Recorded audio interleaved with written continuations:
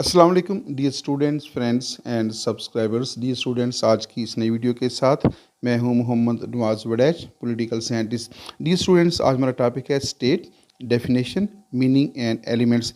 यानी आज की इस वीडियो के अंदर जो है हम ये जानने की कोशिश करेंगे कि what is the definition and meaning of the state and which are the four essential elements of the state. तो आज का बेसिक मौजू जो है हम स्टेट की डेफिनेशन, मीनिंग एंड एलिमेंट्स के ऊपर बात कर रखे हैं। आप देख रहे हैं हमारा YouTube channel political science with Nawaz Waraich. Dear students, आपके लिए एक मैसेज है कि अगर अभी तक आपने यूट्यूब चैनल को जो है सब्सक्राइब नहीं किया तो आज पहले ही फुर्सत में उसको सब्सक्राइब करें, वीडियो को लाइक करें और अपने फ्रेंड्स के साथ जो है जो इससे रेलिवेंट लोग हैं लाजमी तौर पर उनके साथ शेयर कीजिएगा ताकि बाकी लोगों को भी इस वीडियो से इस्तेफादा करने का मौका मिल सके। डियर स्टूडेंट, जैसा कि मैं आपको बता चुका हूं कि आज हमारा टॉपिक है स्टेट। तो आज की इस वीडियो के अंदर जो है हम ये जानने की कोशिश करेंगे कि स्टेट से क्या मुराद है, स्टेट की डेफिनेशन क्या होती है, उसके मीनिंग्स क्या होते हैं and which are the four essential elements of the state. Dear students, there are four essential elements of the state. तो उसके ऊपर बाद में बात करेंगे। पहले हम जानने की कोशिश करेंगे कि what is the definition of the state according to the professor Garner.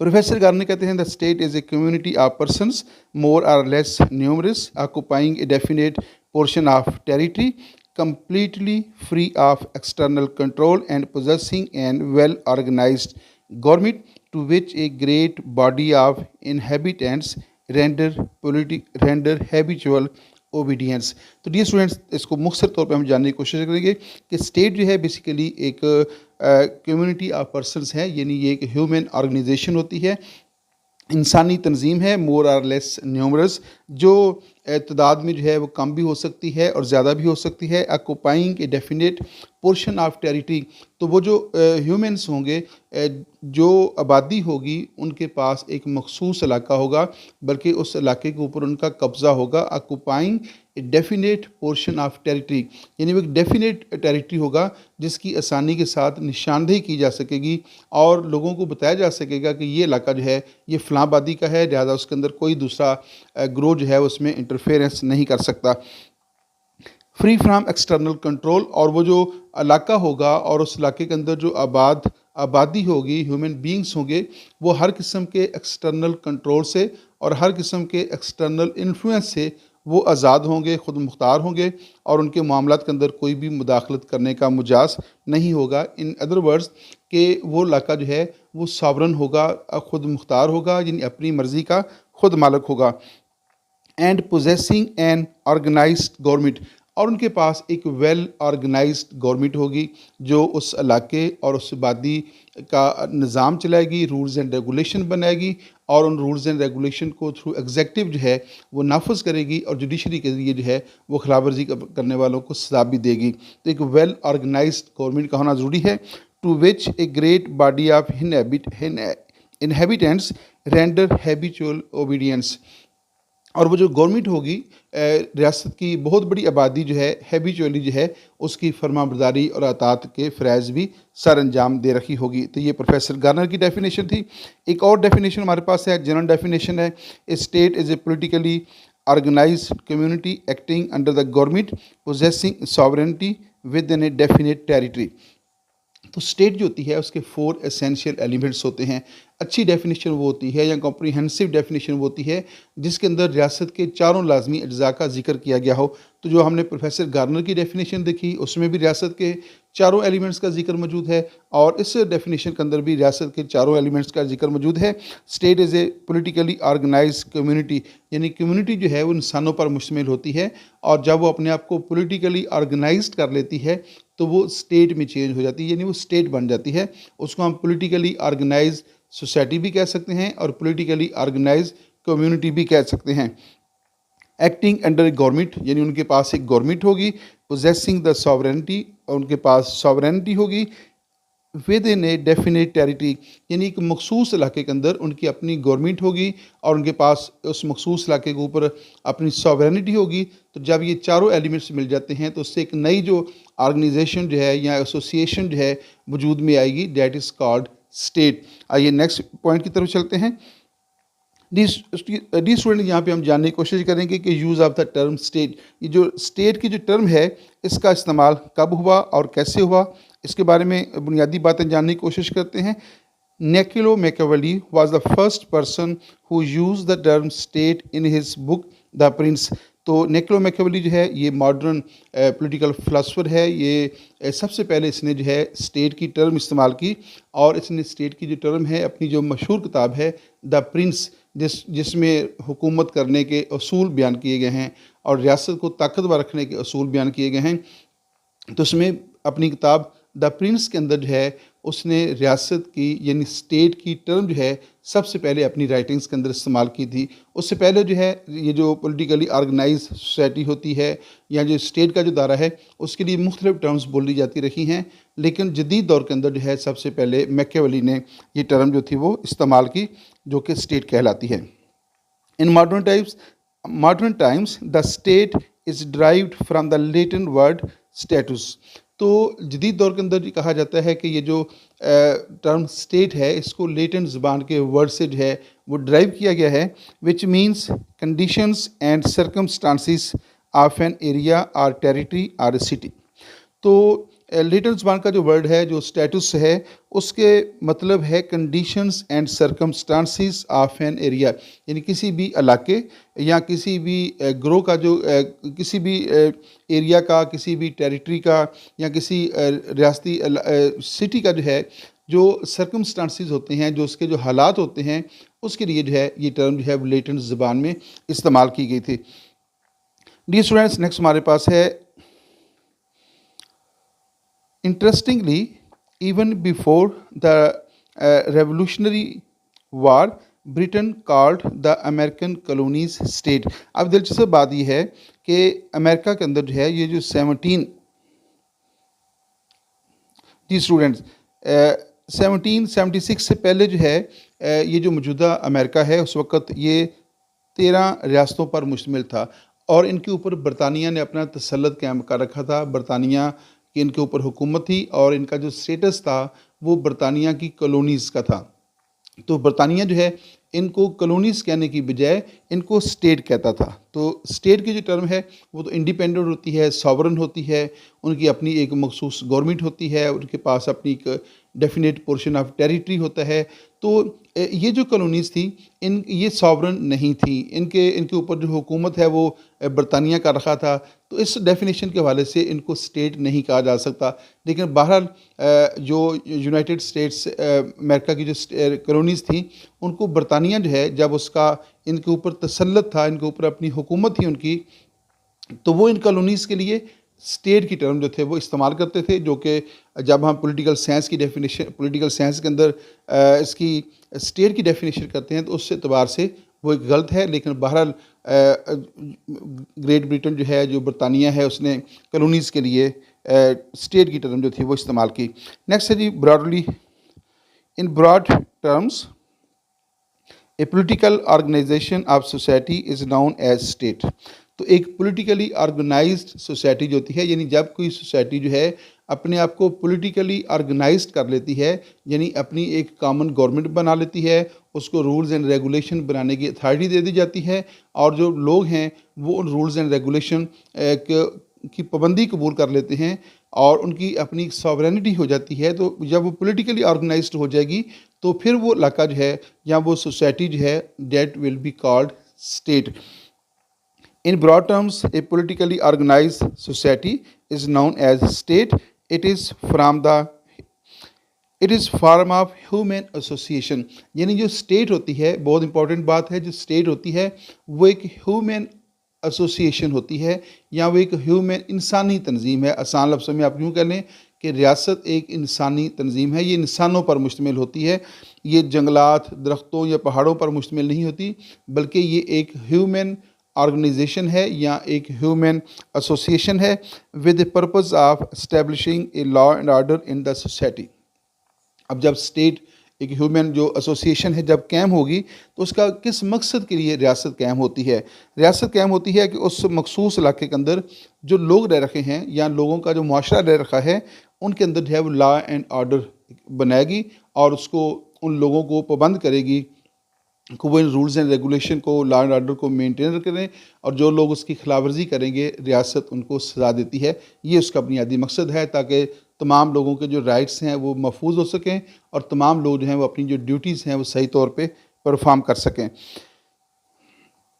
Ji dear students, next हमारा जो इस क्वेश्चन का हिस्सा है वो है essential elements of the state. मैं आपको बताता चलूँ कि there are 4 essential elements of the state. रियासत के 4 लाजमी जुज़ हैं। जिस भी ह्यूमन एसोसिएशन के अंदर ये 4 एलिमेंट्स पैदा हो जाएंगे तो वो जो ह्यूमन एसोसिएशन है वो स्टेट में कन्वर्ट हो जाएगी। और अगर इन 4 में से कोई एक एलिमेंट ख़त्म हो जाए तो फिर वो रियासत के स्टेटस से ख़त्म हो जाती है, यानी वो बतौर रियासत दुनिया के नक्शे के ऊपर कायम नहीं होगी।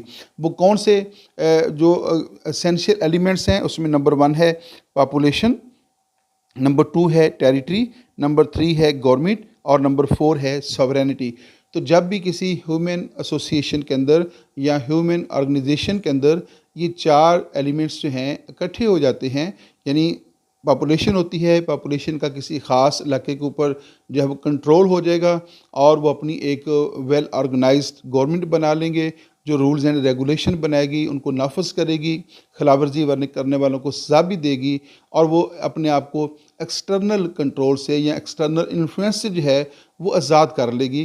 तो ऐसी जो ह्यूमन एसोसिएशन होगी that will be called state. और अगर इनमें से कोई एक एलिमेंट जो है ख़त्म हो जाए, यानी सॉवरेनिटी ख़त्म हो जाए, टेरिटरी के ऊपर कोई कब्ज़ा कर ले, गवर्नमेंट का वजूद ख़त्म हो जाए और वो इस पोजीशन पे ना हो कि वो अपनी कोई नई गवर्नमेंट बना सकें, या पॉपुलेशन ख़त्म हो जाए तो स्टेट कायम नहीं रहेगी, स्टेट जो है वो ख़त्म हो जाएगी।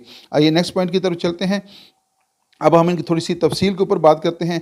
नंबर 1 जो फर्स्ट एलिमेंट है डेट इज़ पॉपुलेशन।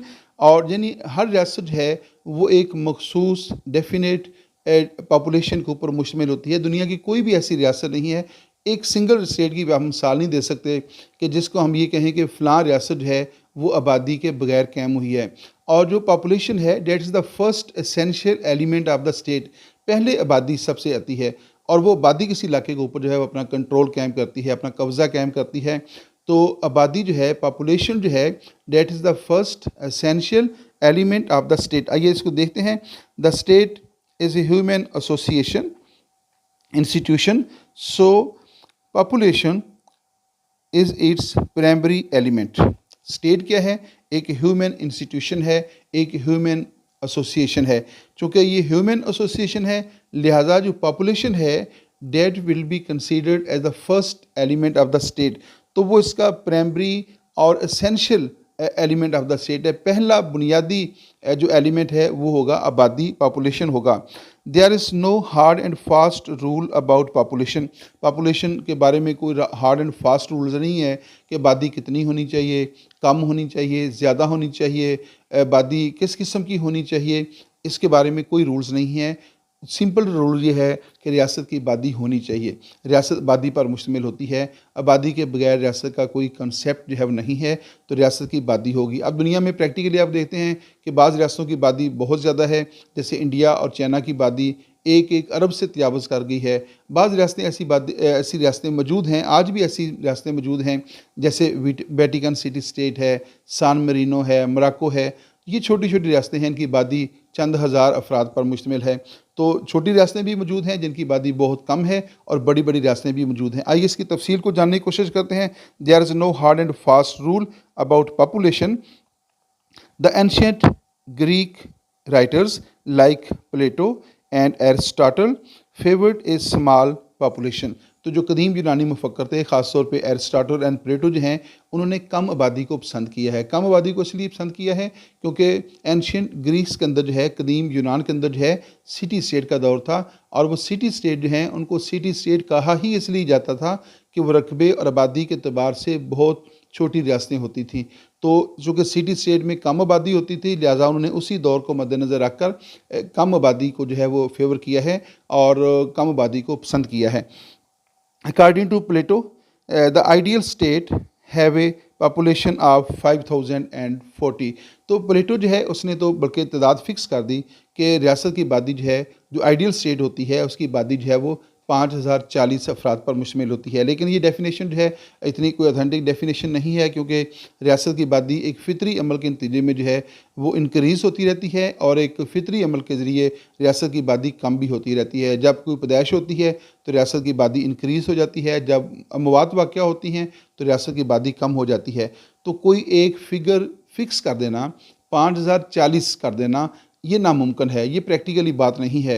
यानी किसी वक़्त भी अगर कोई पैदाइश होती है तो वो 4041 हो सकती है। अगर कोई हादसाती तौर पे अचानक कुछ डेथ हो जाती हैं तो वो जो है वो 5030 या 5020 हो सकती है। तो इसका क्या मतलब है कि रियासत जो आइडियल स्टेट है ख़त्म हो जाएगी? नहीं, ऐसा नहीं है। रियासत की आबादी फ़िक्स नहीं की जा सकती। तो एक फ़ितरी अमल के ज़रिए उसमें कमी बेशी होती रहती है, और रियासत का जो वजूद है वो बरकरार रहता है। उससे रियासत के वजूद के ऊपर कोई कदगन जो है वो नहीं होती। नेक्स्ट पॉइंट हमारे पास है जी, एरिस्टाटल के हवाले से है। Aristotle laid down a general principle that the population of a state should be large enough to make it sufficient and small enough to make good government possible। जो एरिस्टाटल है उसकी बात थोड़ी सी प्रैक्टिकल है, अच्छी बात उसने की है। वो कहता है जी, जो जनरल प्रिंसिपल है डैट क्या है जी, that the population of the state should be large enough to make it sufficient, कि रियासत की आबादी इतनी ज़्यादा ज़रूर होनी चाहिए कि वो रियासत के अंदर जो मुख्तलिफ़ प्रोफेशंस हैं, तमाम प्रोफेशंस करने वाले लोग उसमें मौजूद हों। यानी अगर एग्रीकल्चर करना है, रियासत का डिफेंस मेंटेन करना है, जुडिशरी को चलाना है, तो रियासत के अंदर बेशुमार अमूर जो हैं सारे अंजाम देने होते हैं। तो रियासत की आबादी इतनी कम अज़ कम ज़रूर हो कि रियासत के अंदर मुख्तलिफ़ फ़रज़ सारे अंजाम देने वाले अफराद वाफर मकदार में या मुनासिब मकदार में जो है वो दस्तयाब हों। दूसरा वो कहता है जी, and small enough to make good government possible. अब ये डिबेटेबल बात है। वो कहता है कि इतनी कम होनी चाहिए कि उससे गुड गवर्नमेंट कायम हो सके। गोया वो वही बात कर रखा है कि रियासत की आबादी कम होनी चाहिए। लेकिन इस वक्त चाइना की आबादी जो है वो 1 अरब 40 करोड़ के करीब है, और वहाँ पे गुड गवर्नमेंट कायम है। तो इसका मतलब ये नहीं है कि जिन रियासतों की आबादी ज़्यादा होती है वहाँ पे गुड गवर्नेंस नहीं होती। अमेरिका आबादी के अतबार से एक बड़ा मुल्क है और वहाँ पे गुड गवर्नेंस कायम है। तो दुनिया में बेशुमार ऐसे ममालिक हैं जिनकी आबादी बहुत ज़्यादा है, लेकिन वहाँ पे अच्छा निज़ाम हुकूमत जो है वो गुड गवर्नेंस का हमें देखने को मिलता है। लेकिन ज़रूरी नहीं है कि जिन रियासतों की आबादी कम हो वहाँ पे लाजमी तौर पे गुड गवर्नेंस होगा। तो बहरहाल एरिस्टाटल का एक अपना पॉइंट ऑफ व्यू है, लेकिन आज के दौर में जो है इस पॉइंट ऑफ व्यू को ज़्यादा जो है इंपॉर्टेंस जो है वो नहीं दी जाती। नेक्स्ट हमारे पास पॉइंट है जी, in modern times Rousseau prompt the considerations of direct democracy fixed a number of 10,000 population of a state। अब जदीद दौर के अंदर जो है रूसो का दौर कोई बहुत ज़्यादा पुराना नहीं है। ये 18वीं सदी का पॉलिटिकल फ़िलासफ़र है, और इसने क्या कहा कि रियासत की जो आबादी वो एक तो डायरेक्ट डेमोक्रेसी का हामी था। ये बात याद रखिएगा कि दुनिया में जहाँ भी डायरेक्ट डेमोक्रेसी के फॉलोअर्स होते हैं या अगर कहीं पे डायरेक्ट डेमोक्रेसी पाई जाती है तो वो कम आबादी वाली रियासतों में पाई जाती है। जिन रियासतों की आबादी करोड़ों अफराद के ऊपर मुश्तमिल हो वहाँ पे डायरेक्ट डेमोक्रेसी मुमकिन नहीं है। तो जो रूसो है वो बेसिकली डायरेक्ट डेमोक्रेसी का सपोर्टर था, इसलिए उसने भी जो है 10,000 आबादी जो है फ़िक्स की है। अब 10,000 आबादी तो आजकल हमारे जो देहात हैं, जो कस्बे हैं, उनकी आबादी 10,000 से भी ज़्यादा होती है। तो इसलिए आज अगर देखा जाए तो आज किसी रियासत की आबादी 10,000 अगर फ़िक्स कर दी जाए तो नाकाबिले अमल है। 10,000 तो ना होने के बराबर आबादी है। छोटे छोटे जो गांव हैं, कस्बे हैं, ये सड़कों के किनारों के ऊपर जो आबाद होते हैं, उनकी आबादियां जो हैं वो 10,000 से ज़्यादा हैं। इसलिए रूसो की बात भी जो है ज़्यादा काबिले अमल नहीं है। आइए नेक्स्ट पॉइंट की तरफ चलते हैं। आबादी के अतबार से एक और स्लाइड हमारे पास है। In modern times states are very large from the few thousands of the Monaco or of the San Marino. इसमें वेटिकन सिटी स्टेट को भी आप शामिल कर सकते हैं। तो वो कहता है कि ये जदीद दौर के अंदर जो है states very greatly from the few thousands of the Monaco and San Marino to the crores of the ये है जी चाइना और इंडिया।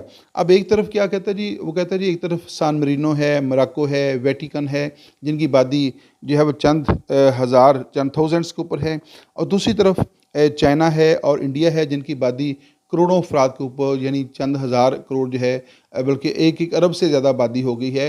इंडिया इस वक्त आबादी के अतबार से दुनिया का सबसे बड़ा मुल्क है और चाइना दूसरे नंबर के ऊपर है। कुछ अर्सा पहले चाइना सबसे बड़ा मुल्क था आबादी के अतबार से और इंडिया दूसरे नंबर के ऊपर था। तो इंडिया की आबादी जो है अब बढ़ चुकी है। लेकिन आप देखते हैं कि दोनों रियासतें जो हैं वो बहुत बड़ी आबादी रखने के बावजूद भी उनका जो पॉलिटिकल सिस्टम है और उनका जो इकोनॉमिक सिस्टम है वो बहुत हद तक स्टेबल है। और उसके मुकाबले में जो पाकिस्तान है उसकी आबादी चाइना और इंडिया से दोनों से कम है, लेकिन यहाँ पे जो है स्टेबिलिटी उस सेंस की उस लेवल की नहीं है जो चाइना के अंदर पाई जाती है और जो इंडिया में पाई जाती है। तो गोया रियासत की आबादी अगर बहुत बड़ी है तो इसका मतलब ये नहीं है कि वहाँ पे मसाइल पैदा होंगे। वहाँ पे अगर गवर्नमेंट ज़िम्मेदार है, उनका जो पॉलिटिकल सिस्टम है, उनका जो जुडिशियल सिस्टम है, वो अगर जो है वो रिस्पॉन्सिबल है, तो फिर रियासत की आबादी अगर बहुत भी बढ़ जाए तो उसको कंट्रोल किया जा सकता है। और वहाँ पे रियासत की बड़ी आबादी को रियासत की ताकत में इजाफे के लिए जो है वो इस्तेमाल किया जा सकता है, क्योंकि मैन पावर जो है बज़ाते ख़ुद एक ताकत है, आबादी बज़ाते ख़ुद एक ताकत है। तो रियासत की आबादी अगर ज़्यादा होगी तो उसमें काम करने वाले लोगों की तादाद भी इतनी ही ज़्यादा होगी। In modern tendency in the favour of the large states all, यानी मौजूदा दौर में जो है बड़ी आबादियों को पसंद किया जाता है, क्योंकि आबादी ज़ाते ख़ुद जो है वो एक पावर जो है वो गिनी जाती है, या नेशनल पावर का भी एक एलिमेंट है। तो all that can be said is that a large population is an advantage from the point of view of the military defence. अगर रियासत की आबादी बड़ी होगी तो उसको फ़ौजी दफ़ाई नुक्ता नज़र से अगर देखा जाएगा तो वो ज़्यादा फ़ायदेमंद होती है। अगर रियासत की आबादी कम होगी तो वो दफ़ाई एतबार से, फ़ौजी एतबार से जो है वो नुकसानदेह हो सकती है। तो बड़ी आबादी वाली जो रियासतें हैं, अगर आप प्रैक्टिकली में एक और मिसाल आपको देता हूँ, इस वक्त दुनिया के अंदर जिन रियासतों का इन्फ्लुएंस ज़्यादा है उसमें कौन कौन रियासतें हैं? उसमें चाइना है, उसमें इंडिया का इन्फ्लुएंस बहुत ज़्यादा है, उसमें अमेरिका है। तो ये सारी जो रियासतें हैं, पाकिस्तान भी बड़ी आबादी वाले मुल्कों में शुमार होता है, रशिया बड़ी आबादी वाले मुल्कों में शुमार होता है, तो इनका इन्फ्लुएंस भी ज़्यादा है। जर्मनी बड़ी बड़ी आबादी वाला मुल्क है, फ्रांस बड़ी आबादियों वालों में शुमार होता है। तो जिन रियासतों की आज आबादी ज़्यादा है, बड़ी ज़्यादा आबादी रखते हैं, तो उनका जो पॉलिटिकल इन्फ्लुएंस है वो दुनिया के ऊपर ज़्यादा है। इस तरह जिन रियासतों का रकबा ज़्यादा है वो आलमी सियासत के अंदर ज़्यादा बेहतर रोल जो है वो अदा कर रखे हैं। तो ये जो टेरिटरी है और ये जो ख़ास तौर पे जो पॉपुलेशन है, ये एक सोर्स ऑफ पावर भी है, यानी ये नेशनल पावर के इम्पॉर्टेंट एलिमेंट्स के अंदर भी इनका जो है वो शुमार होता है। जी, नेक्स्ट हमारे पास स्लाइड है। However the large population can be a liability if the sources of the state are not adequate for its maintenance. अब डिपेंड करता है कि रियासत के पास सोर्सेज कितने हैं और रियासत के पास आबादी कितनी है। अगर रियासत की आबादी ज़्यादा है और रियासत के पास सोर्सेज कम हैं, या रियासत सोर्सेज को क्रिएट कम करती है, तो ऐसी आबादी जो होती है वो रियासत के ऊपर बर्डन बन जाती है। अब अगर रियासत की आबादी कम है और सोर्सेज बहुत ज़्यादा हैं, तो फिर भी रियासत के लिए मसाइल पैदा होते हैं, क्योंकि उसके सोर्सेज बहुत ज़्यादा ज़ाया हो जाते हैं। अब ज़रूरत इस बात की होती है कि रियासत की आबादी में और रियासत के जो सोर्सेज हैं उनके अंदर बैलेंस होना चाहिए।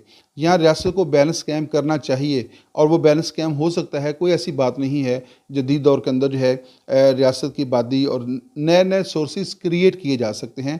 साइंस के अंदर, टेक्नोलॉजी के अंदर, हेल्थ के अंदर बेशुमार डिपार्टमेंट्स हैं, एजुकेशन के अंदर, कल्चर के अंदर। और जो रियासत जो है वो कहीं उसके पास ऐसी गुंजाइश मौजूद होती है जहाँ पे एग्रीकल्चर के अंदर जो है बहुत सारा जो है वो जो स्पेस मौजूद होती है, तो वो अपने सोर्सेज को इंक्रीज़ करके आबादी और सोर्सेज के अंदर लेवल कायम करके उसको ताकत के तौर पे इस्तेमाल भी कर सकती है।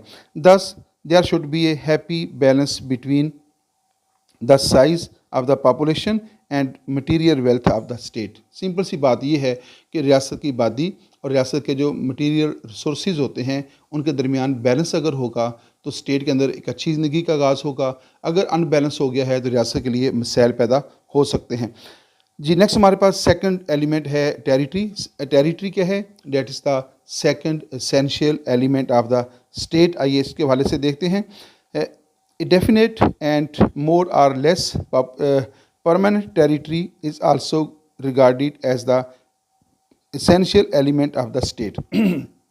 तो जिस तरह रियासत की जो आबादी है वो एसेंशियल एलिमेंट है और वो मोर और लेस हो सकती है। इस तरह जो टेरिटरी है that is also essential element of the state. और टेरिटरी कितना होना चाहिए, कम या ज़्यादा, इसकी कोई लिमिट मुकर्रर नहीं है। जिस तरह आबादी की कोई लिमिट मुकर्रर नहीं है सॉरी स्टूडेंट, आबादी की कोई लिमिट मुकर्रर नहीं है, तो रियासत के टेरिटरी की भी कोई लिमिट मौजूद नहीं है। यही वजह है कि आप देखते हैं कि दुनिया में कम आबादी वाली, कम रकबे वाली भी रियासतें हैं और ज़्यादा रकबे वाली भी रियासतें हैं। रशिया रकबे के अतबार से एक बड़ी रियासत है, चाइना रकबे के अतबार से, कनाडा, अमेरिका जो है रकबे के अतबार से, Germany, Saudi Arabia, Sudan, Algeria, ये रकबे के अतबार से बहुत बड़ी रियासतें हैं। और दूसरी तरफ ऐसी रियासतें भी हैं जिससे अगर नक्शे के ऊपर उनको सर्च करना चाहें तो बड़ी मुश्किल से जो है उनको सर्च किया जाता है। तो वो भी इंटरनेशनल लॉ के मुताबिक स्टेट का दर्जा रखती हैं और बड़ी रियासतें भी इंटरनेशनल लॉ के मुताबिक एक सॉवरेन स्टेट का ही दर्जा रखती हैं। In modern times, the citizens are bound together by residence on the common territory. Land, water, and air space comprises the territory of the state. जब हम रियासत के टेरिटरी की बात करते हैं तो आम तौर पे हमारे ज़हन में आता है कि रियासत का जो ज़मीनी इलाका होता है इससे मुराद सिर्फ वो इलाका होता है, लेकिन एक ख़ास बुलंदी तक की जो स्पेस होती है, जो एयर स्पेस होती है, वो भी रियासत का टेरिटरी है, वहाँ भी रियासत की सॉवरेनिटी है और वो भी रियासत की मलकियत है। और जो साहिल समुंदर होता है, जो समुंदर का जो किनारा है, वहाँ से एक ख़ास लंबाई तक का जो समुंदर होता है वो मुतलका रियासत की मलकियत होता है। तो जो इलाकाई समुंदर है, एयर स्पेस है ख़ास बुलंदी तक, और जो ज़मीनी इलाका है, ये सब रियासत की मलकियत हैं और सब रियासत का टेरिटरी जो हैं वो शुमार होते हैं। जिस तरह कोई रियासत मुतलका रियासत की इजाज़त के बगैर, उसकी परमिशन के बगैर जो है उसका जो ज़मीनी इलाका है उसको इस्तेमाल नहीं कर सकती, इन द सेम वे कोई रियासत उसकी फ़ज़ाई हदूद को इस्तेमाल नहीं कर सकती और ना ही कोई रियासत जो है उसके जो टेरिटोरियल वाटर्स हैं, जो उसका इलाकाई समुंदर है, उसको भी जो है उसकी इजाज़त के बगैर इस्तेमाल करने की मुजाज़ नहीं है। और रियासत का जो कंट्रोल है वो ज़मीनी इलाके के अंदर जितने भी रिसोर्सेज पाए जाते हैं और उस टेरिटोरियल वाटर्स के अंदर जो इलाकाई समुंदर है उसमें जितने भी रिसोर्सेज पाए जाते हैं वो सब के सब रियासत की मलकियत कंसीडर किए जाते हैं और उनको मुतलका रियासत ही इस्तेमाल करने की मुजाज़ होती है। नेक्स्ट पॉइंट की तरफ चलते हैं। हमारे पास एक और स्लाइड है टेरिटरी के हवाले से।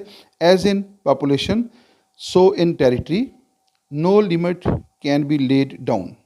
जिस तरह पॉपुलेशन के बारे में, उसके पॉपुलेशन के साइज़ के बारे में कोई प्रिंसिपल नहीं है कि पॉपुलेशन कितनी होनी चाहिए। इस तरह रियासत के जो टेरिटरी है, जो उसका जो लैंड एरिया है, उसके बारे में भी जो है कोई लिमिट मुकर्रर नहीं है कि रकबा कितना होना चाहिए। तो दुनिया में कम और ज़्यादा आबादी वाली और कम और ज़्यादा रकबे वाली हर तरह की रियासतें जो हैं वो मौजूद हैं और इंटरनेशनल लॉ के मुताबिक इन तमाम का स्टेटस जो है वो इक्वल होता है। We have tiny states we have 10 states like San Marino with an area of the 25 square miles. एक तरफ हमारे पास बहुत छोटी रियासत है सान मरीनो, जिसका जो रकबा है वो है जस्ट 25 स्क्वायर माइल्स, सिर्फ जो है वो 25 मुरबा मील का इलाका उसके पास है। वो भी रियासत है, इंटरनेशनल लॉ के मुताबिक उसको रियासत का दर्जा हासिल है। और दूसरी तरफ जो रशियन फेडरेशन है जो रकबे के अतबार से दुनिया की सबसे बड़ी रियासत है, वो भी रियासत का दर्जा रखती है। और on the other hand there are giant states like Russian republic, China, USA, Australia with millions of square miles. एक तरफ सान मरीनो है, एक तरफ मोनाको है, एक तरफ जो है वो कुवैत रकबे के अतबार से छोटा सा मुल्क है, यूके ज़ात खुद रकबे के अतबार से एक छोटा सा मुल्क है, वेटिकन सिटी स्टेट रकबे के अतबार से छोटा मुल्क है। दुनिया में बहुत सारी छोटी छोटी रियासतें मौजूद हैं, लेकिन दूसरी तरफ जो है वो है रशियन रिपब्लिक है, चाइना है, यूएसए है, ऑस्ट्रेलिया है, इंडोनेशिया है, कनाडा है और सूडान है। ये रकबे के अतबार से बहुत बड़ी रियासतें हैं, लेकिन बात वही है कि सान मरीनो इंटरनेशनल लॉ के मुताबिक उसको भी वही स्टेटस हासिल है जो कि रकबे के अतबार से बड़ी बड़ी रियासतों को जो है वो स्टेटस हासिल है। नेक्स्ट है according to international law all states are equal in status and rights. अब बात ये है, दो बातें हैं। एक तो है कि इंटरनेशनल लॉ क्या कहता है? इंटरनेशनल लॉ ये कहता है कि हर वो जो ह्यूमन एसोसिएशन है या ह्यूमन इंस्टीट्यूशन है जिसको स्टेट का दर्जा हासिल है, तो उन तमाम का status according to the international laws and rules equal होगा। यानी जब यूएनओ की जनरल असम्बली के अंदर वोट कास्ट होगा तो छोटी बड़ी तमाम रियासतों का एक वोट कंसिडर किया जाएगा। ठीक है, according to international law all states are equal in status and rights, no matter how unequal they are in population and area wise. किसी रियासत का रकबा कम है, किसी रियासत का रकबा ज़्यादा है, it does not matter. Matter क्या करता है कि इंटरनेशनल लॉ के मुताबिक तमाम रियासतों के राइट्स इक्वल हैं, तमाम रियासतों की ड्यूटीज़ इक्वल हैं और तमाम रियासतों का स्टेटस जो है वो इक्वल है according to the international law. दूसरी बात आ जाती है रियासतों की जो पॉलिटिकल पावर होती है वो मुख्तलिफ होती है। उसकी वजह ये होती है कि रियासतों के पास सोर्सेज मुख्तलिफ होते हैं, रियासतें उन सोर्सेज का इस्तेमाल मुख्तलिफ तरीक़ों से करती हैं। तो जो रियासतें अपने सोर्सेज का इस्तेमाल अच्छे तरीके से करती हैं, अपनी मैन पावर का इस्तेमाल अच्छा करती हैं, टेक्नोलॉजी के अंदर, साइंस के अंदर तरक्की कर गई हैं, तो उनकी जो पावर है वो दूसरी रियासतों से ज़्यादा होती है। और जिनके जो ऐसा नहीं करती वो इररिस्पॉन्सिबिलिटी का मुजाहरा करती हैं, तो वो अपनी पॉलिटिकल पावर में या मिलिट्री पावर में पीछे रह जाती हैं। तो ये जो है ये इंटरनेशनल लॉ का यहाँ पे कंसर्न नहीं है। इंटरनेशनल लॉ कहता है कि जो भी ह्यूमन एसोसिएशन जो है स्टेट का दर्जा हासिल करेगी, उसकी जो पोजीशन है और उसके जो राइट्स एंड ड्यूटीज़ होंगे वो सबके बराबर होंगे। नेक्स्ट हमारे पास आ गया government. Government is the third essential element of the state. First है पॉपुलेशन, सेकंड है territory and government is the third essential element of the state. और देखते हैं इसमें क्या है, people occupying a definite territory can not form a state unless they are politically organized. अगर कुछ लोग जो हैं वो किसी ख़ास इलाके के ऊपर काबज़ हो गए हैं तो उनको हम उस वक्त तक स्टेट नहीं कहेंगे जब तक कि वो अपनी एक पॉलिटिकली वेल ऑर्गेनाइज्ड गवर्नमेंट कायम नहीं कर सकते। आबादी मौजूद है, इलाके के ऊपर उनका कब्ज़ा भी मौजूद है, लेकिन अगर वो पॉलिटिकली ऑर्गेनाइज्ड नहीं है, यानी उन्होंने अपनी बाकायदा एक गवर्नमेंट नहीं बनाई और उस गवर्नमेंट को जो है वो लॉ एंड आर्डर को मेंटेन करने के अख्तियारात नहीं दिए और गवर्नमेंट जो है उसका कंट्रोल उस इलाके के ऊपर नहीं होता, तो उस वक्त तक वो इलाका जो है वो स्टेट कंसीडर नहीं होगा। दोबारा देखिएगा, people occupying a definite portion of territory can not form a state unless they are politically organized. Politically organized का मतलब है कि उन्होंने अपनी वहाँ पे गवर्नमेंट कायम कर ली हो। Unless they possess a government, जब तक उनकी गवर्नमेंट कायम नहीं हो जाएगी। Government is the political organization of the state. Government क्या है? Political organization of the state, third essential element of the state, agent of the state. Government को एजेंट ऑफ द स्टेट भी कहते हैं, political organization of the state भी कहते हैं, third essential element भी ऑफ द स्टेट कहते हैं। It is the concrete and visible instrument of state power. तो गवर्नमेंट की जो नेशनल पावर होती है, स्टेट की जो नेशनल पावर होती है, उसमें दो तरह के एलिमेंट्स शामिल होते हैं। एक टेंजिबल एलिमेंट्स होते हैं, एक इनटेंजिबल एलिमेंट्स होते हैं। गवर्नमेंट जो है, गवर्नमेंट रियासत की जो पावर है उसमें से विजिबल जो है और कंक्रीट जो है वो instrument of the state power है। यानी गवर्नमेंट जो है उसको देखा जा सकता है, उसको चेक किया जा सकता है, उसकी काउंटिंग की जा सकती है कि ये प्रेसिडेंट है, ये मिनिस्टर्स हैं, ये प्राइम मिनिस्टर है। तो गवर्नमेंट जो है वो विजिबल होती है और वो कंक्रीट फॉर्म के अंदर मौजूद होती है और ये concrete element of the national state जो है वो कंसीडर होता है। आइए नेक्स्ट पॉइंट की तरफ चलते हैं। According to Garner, government is the agency through which common policies and determined by which the common affairs are regulated. तो प्रोफेसर गार्नर जो हैं वो ये कहते हैं गवर्नमेंट इज़ द एजेंसी, यानी ये गवर्नमेंट बेसिकली है agency of the state. Government is the agency of the state. ये स्टेट की एक एजेंसी होती है या स्टेट की एक एजेंट होती है या स्टेट की एक पॉलिटिकल ऑर्गेनाइजेशन होती है through which common policies are determined. तो गवर्नमेंट का काम क्या होता है कि जो पॉलिसीज़ होती हैं उनको डिटरमिन किया जाता है। जो डिसीजंस होते हैं, गवर्नमेंट पहले डिसीजंस करती है, फिर उन डिसीजन को इन्फोर्स करती है। तो ये काम गवर्नमेंट के ज़रिए किया जाता है। And by which common affairs are regulated. तो ऐसे मामलात जो कॉमन इंटरेस्ट से तल्लुक़ रखते हैं, कॉमन अफेयर्स होते हैं, पब्लिक अफेयर्स होते हैं, कॉमन इंटरेस्ट की जो बातें होती हैं, जिनका तल्लुक़ रियासत के अवाम के साथ होता है, उनको रेगुलेट किया जाता है। जो वहाँ पे सिटीज़न्स होते हैं, उनकी एक्टिविटीज़ को रेगुलेट किया जाता है। उन्हें कवानीन बनाकर कुछ काम करने का हुक्म दिया जाता है और कुछ कामों से उनको रोक दिया जाता है। ये बेसिकली जो है गवर्नमेंट का काम होता है। The state wills and acts through the government. अब जो हम कहते हैं ना स्टेट की विल, ये है स्टेट की जो विल होती है, अगर आपने उसको देखना हो तो आप देखें गवर्नमेंट काम कैसे कर रखी है। तो स्टेट अपनी विल का जो इजहार है वो करती है थ्रू गवर्नमेंट, और स्टेट जो एक्ट करती है वो भी थ्रू गवर्नमेंट करती है। यानी स्टेट की मर्ज़ी और स्टेट की जो मंशा है, गवर्नमेंट उसके इजहार का एक ज़रिया होती है। नेक्स्ट पॉइंट की तरफ चलते हैं जी। हमारे पास नेक्स्ट स्लाइड है, वो भी गवर्नमेंट के हवाले से है। Without government there would be lawlessness and anarchy and untimely the state would be dissolved.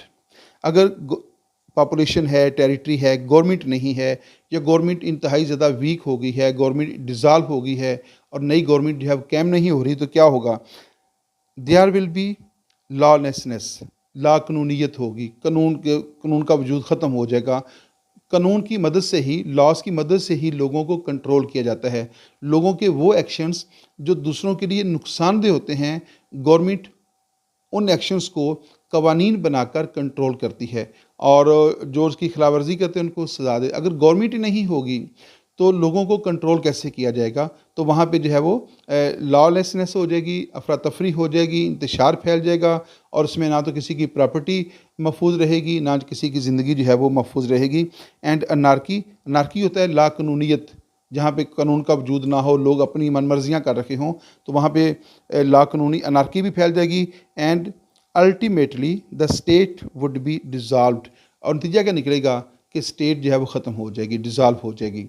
तो गोया रियासत के वजूद को बरकरार रखने के लिए एक ताकतवर, बाख्तियार और मौसर और एक्टिव और रिस्पॉन्सिबल गवर्नमेंट का होना बहुत ज़रूरी है। अगर गवर्नमेंट जो है वो एक्टिव नहीं है, रिस्पॉन्सिबल नहीं है, उसके अंदर इतनी एबिलिटी नहीं पाई जाती गवर्नमेंट कर सके, तो उससे रियासत का जो वजूद है वो ख़तरे में पड़ जाता है। क्योंकि रियासत के वजूद को बरकरार रखना भी गवर्नमेंट की ज़िम्मेदारियों में शामिल है, बल्कि उसकी अवलीन ज़िम्मेदारी है। तो अगर गवर्नमेंट नहीं होगी तो फिर भी रियासत का वजूद ख़तरे में पड़ जाएगा, और अगर गवर्नमेंट इररिस्पॉन्सिबल है, नाअहल है, तो फिर भी रियासत का वजूद जो है वो ख़तरे में पड़ सकता है।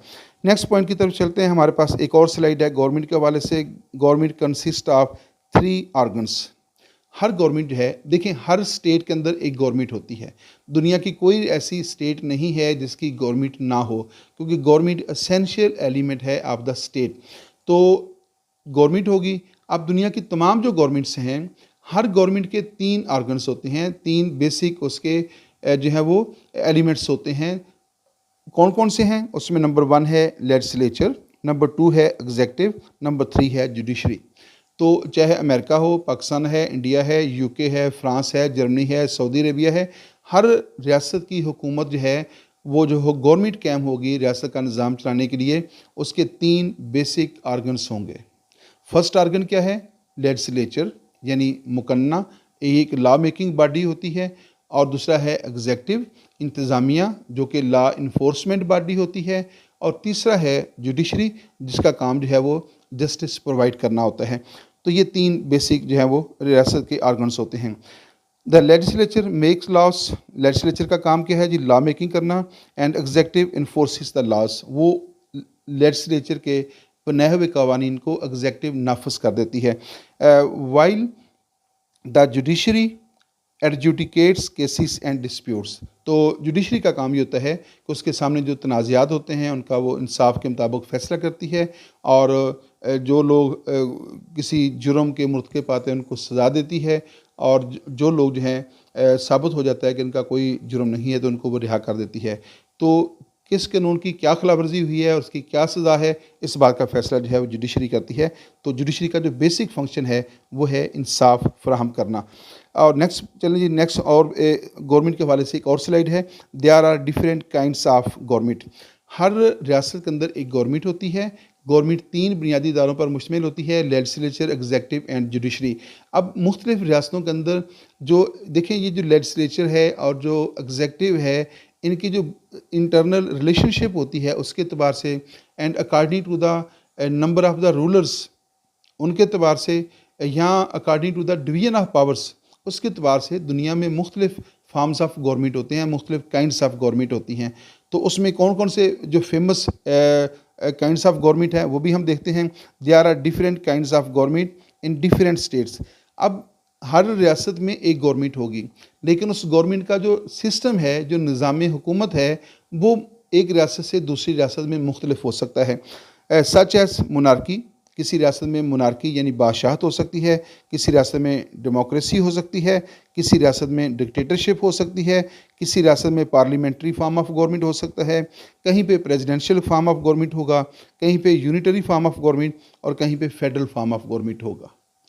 तो according to the number of rulers, according to the division of powers और according to the separation of powers, मुख्तलिफ रियासतों के अंदर मुख्तलिफ निज़ाम हुकूमत होते हैं। जैसे पाकिस्तान के अंदर जो है पार्लियामेंट्री और फेडरल डेमोक्रेसी पाई जाती है। अब बरतानिया की जब हम बात करेंगे तो बरतानिया में जो है वो यूनिटरी डेमोक्रेसी पाई जाती है। वहाँ पे यूनिटरी फॉर्म ऑफ गवर्नमेंट भी है, वहाँ पे डेमोक्रेसी भी है और पार्लियामेंट्री फॉर्म ऑफ गवर्नमेंट भी है। अमेरिका में प्रेसिडेंशियल फेडरल डेमोक्रेसी जो है पाई जाती है। नेक्स्ट पॉइंट की तरफ चलते हैं। नेक्स्ट हमारे पास है fourth essential element of the state. ये रियासत का फोर्थ एसेंशियल एलिमेंट है। मैं आपको दोबारा रिपीट कर रखा हूँ। First essential element of the state है पॉपुलेशन, सेकंड जो है वो है territory, third government and fourth essential element of the state है सॉवरेनिटी।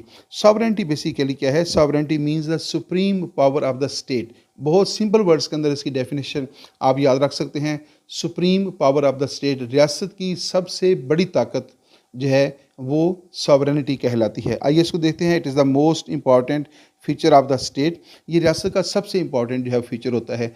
एग्जाम्पल मैं आपको दे दूं, फिर आगे चलते हैं। एक जो प्रोविंस होता है, जो सूबा होता है, और जो स्टेट होती है, उसमें जो बेसिक डिफरेंस होता है वो सॉवरेनिटी का होता है। जो सूबे होते हैं, जैसा सूबा पंजाब है, सिंध है, खैबर पख्तूनख्वा है, बलूचिस्तान है, तो इनके पास पॉपुलेशन भी होती है और इनके पास मखसूस टेरिटरी भी होता है। इनकी हर सूबे के अंदर एक सूबाई गवर्नमेंट भी होती है, लेकिन किसी भी सूबे के पास जो है वो सॉवरेनिटी नहीं होती। तो सॉवरेनिटी जो है सिर्फ़ और सिर्फ रियासत के पास होगी। जैसे पाकिस्तान एक स्टेट है तो सॉवरेनिटी पाकिस्तान के पास है, सूबों के पास सॉवरेनिटी नहीं होती। तो एक सूबे में और एक स्टेट के अंदर जो बेसिक डिफरेंस है वो सॉवरेनिटी का होता है, जबकि बाकी जो पहले 3 एलिमेंट हैं वो सूबों में भी सेम होंगे और वो जो है वो स्टेट के पास भी होंगे। लेकिन स्टेट के पास सॉवरेनिटी होती है और सूबों के पास सॉवरेनिटी नहीं होती। आइए इसको दोबारा देखते हैं। It is the feature which distinguish the state from the all other association. मैंने आपको प्रोविंसेस की मिसाल दे दी तो वो काफ़ी है। It denotes the supreme power or the final authority of the state. तो सॉवरेनिटी क्या है? Sovereignty is the supreme power and final authority of the state. ये रियासत की सबसे बड़ी ताकत है, रियासत की फाइनल अथॉरिटी है।